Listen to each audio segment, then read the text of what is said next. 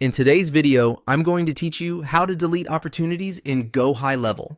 By the end, you'll know exactly where to go, what to click, and how to confirm the deletion safely. Before we begin, a quick heads up.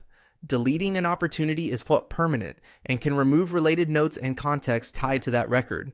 Make sure you have the proper permissions in your account and double check that you're deleting the correct item, especially if multiple records share similar names.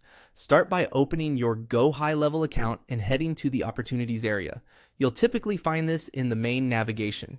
This is where all your pipeline stages and deals live. If your account has multiple pipelines or teams, use the filters or search bar to narrow things down first.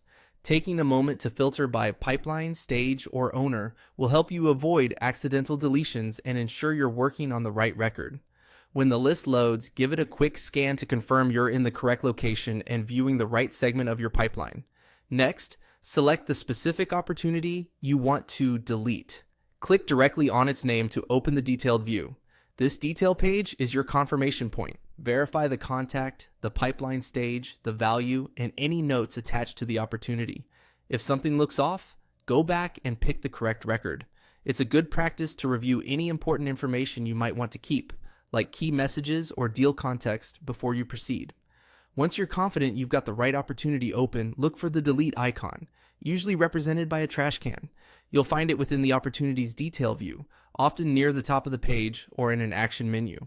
Hovering over the icon should show a tooltip confirming it's the delete action. Clicking it will prompt a confirmation message, which is designed to prevent accidental removals. Finally, confirm the deletion. A confirmation dialog will appear asking you to proceed. Read it carefully, then click. Confirm to permanently remove the opportunity.